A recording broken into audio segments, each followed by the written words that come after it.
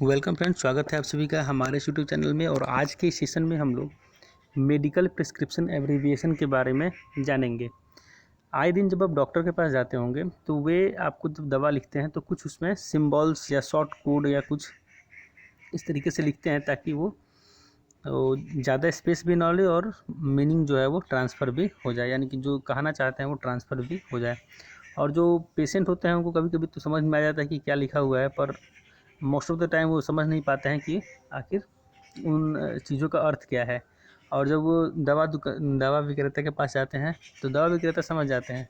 तो इन दोनों के समझने के बीच में एक चीज़ है, वो है यहाँ पर एब्रीविएशन, यानी कि जो एब्रीविएशन डॉक्टर यूज कर रहे हैं। तो आइए आज आपके सारे डाउट यहाँ पर क्लियर हो जाएंगे। सबसे पहले मैं आपको दो तीन चीज़ें यानी कि डिस्क्लेमर के रूप में दे दूँ कि एक सिंबल के एक से ज़्यादा मीनिंग हो सकते हैं, ठीक है। और दूसरी बात कि ये अलग अलग जगहों पर या अलग अलग डॉक्टर्स इसका अलग अलग इस्तेमाल कर सकते हैं। तो बेहतर यही होगा कि आप अपने डॉक्टर से सलाह ज़रूर लें, लेकिन एक बेसिक अंडरस्टैंडिंग के लिए आप यहाँ पर उन एब्रीविएशंस को देख सकते हैं। तो जो फर्स्ट एब्रीविएशन है पी लिख करके एक्स या आर लिख करके एक्स, इस तरीके से जो चलता है इसे प्रिस्क्रिप्शन कहते हैं।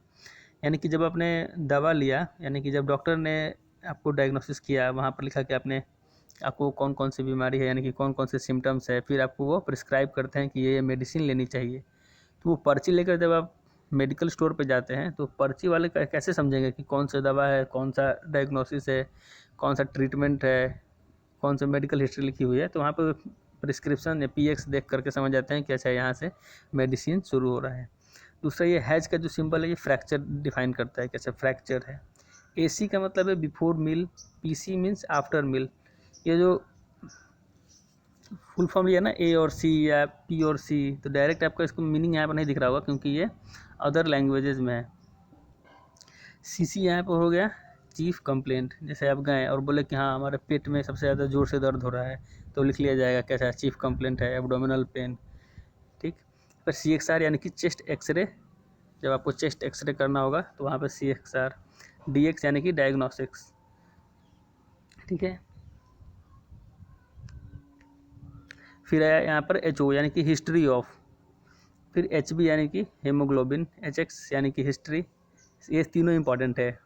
ये आई की तरह लिखा हुआ है, ये डबल आई, ये ट्रिपल आई, यानी कि 1 2 एंड 3 ये रोमन में है। वो आई मतलब वो एक टैबलेट, यानी 2 यानी कि डबल आई मतलब 2 टैबलेट, 3 यानी कि ट्रिपल आई यानी कि 3 tablet.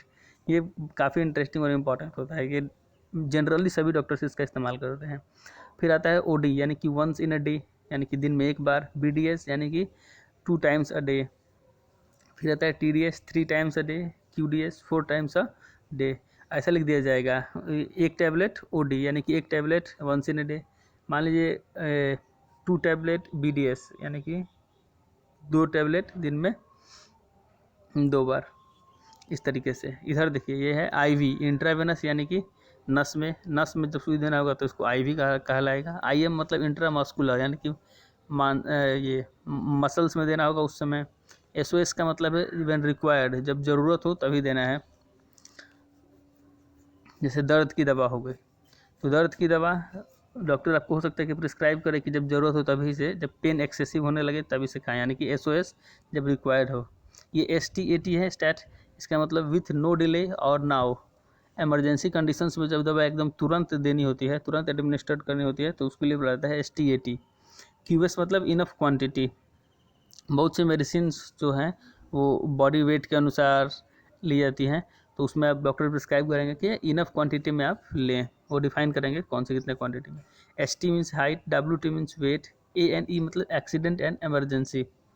P U means oral administration, कोई जो दवा सिरप के रूप में है तो उसे ओरल एडमिनिस्ट्रेशन के लिए है, यानी कि इसे पीना है। ये क्यू क्यू मीन्स होता है एवरी, ठीक है। एच मीन्स आवर, तो Q1D मतलब हो गया एवरी डे। Q7D मतलब एवरी 7th डे। कोई मेडिसिन अगर सातवें दिन लेनी है तो Q7D लिख सकते हैं उसको।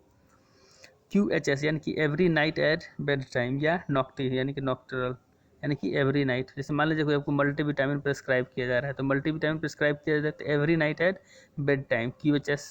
NAD means nothing abnormally discovered, NAD means nothing abnormally discovered.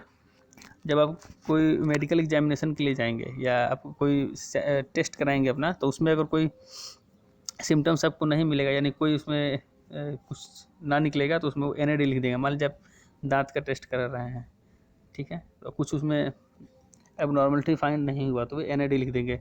Generally बहुत जगह NAD आपको देखने को मिलेगा, मतलब नथिंग एबनॉर्मल डिस्कवर्ड। ये है OE, यानी कि ऑन एग्जामिनेशन। डॉक्टर लिखेगा कि on examination I found this, on examination I found this. फिर है CAP कैप्सूल, INJ इंजेक्शन।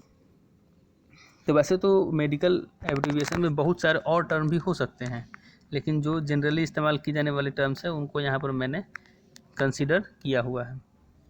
आप अपने डॉक्टर से ज़रूर सलाह लें कि वो जो सिंबल इस्तेमाल कर रहा है उसका मीनिंग क्या है। हो सकता है कि एक सिंबल के एक से ज़्यादा मीनिंग हो सकते हैं।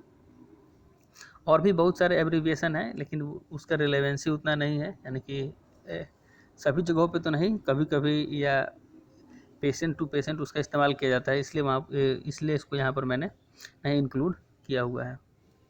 और भी जो डायग्नोसिस से रिलेटेड जो एब्रिविएशन है उनको भी मैं नेक्स्ट वीडियो में कंसिडर करूँगा। So hope you enjoy this video. Thanks for watching.